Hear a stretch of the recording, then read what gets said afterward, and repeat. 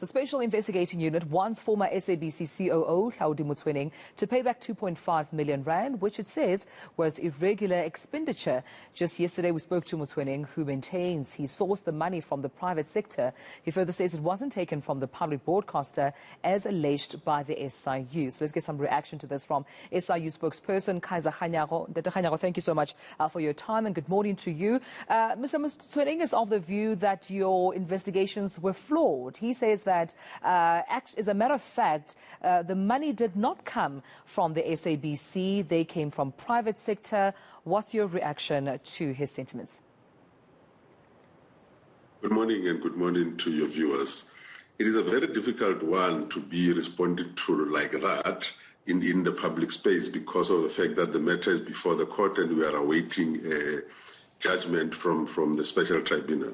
But then the issue here is our investigation has found that the money was paid from the SABC, and our investigation has also found that there was no proper way of making that decision because there is no policy around the matter at that particular point.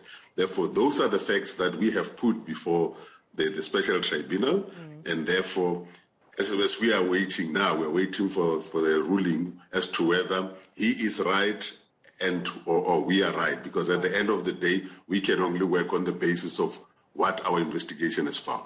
Yeah, and just sticking with the merits, I suppose, of your investigations, Dr. Kganyago, let's talk about the other executives that you have found to also been involved in this irregular expenditure besides Hlaudi Motsoeneng. Was the board aware? Were there other, former executives or even current executives that you're also naming and eyeing in this investigation? You must understand the reason why they are cited in the papers. It is purely because they were part of a meeting that made the decision. And that was the reason why they were cited. Therefore, those are the issues that we have placed before the court or the tribunal.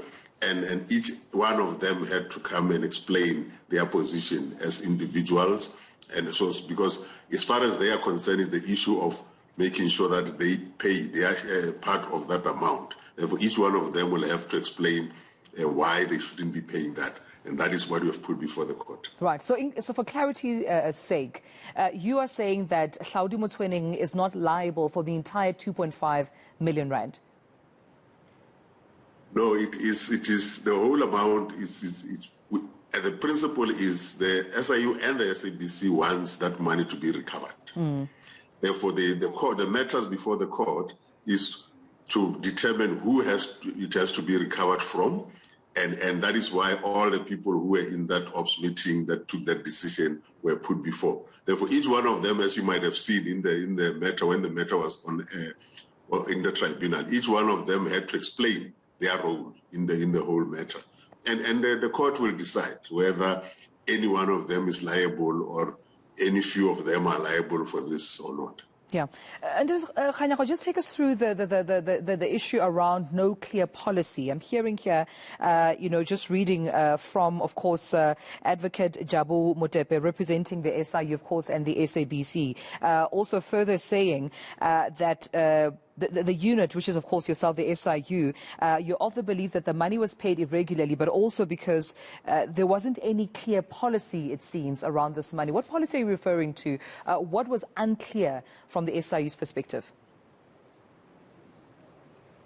From our position, as you might have heard in the papers, it was clear that we did not find any policy that was done to allow for such transaction to happen, because the payment of such should have followed a specific policy that had to be done, so that the decision that is made on the basis of a policy that exists, and that seems to not have been around.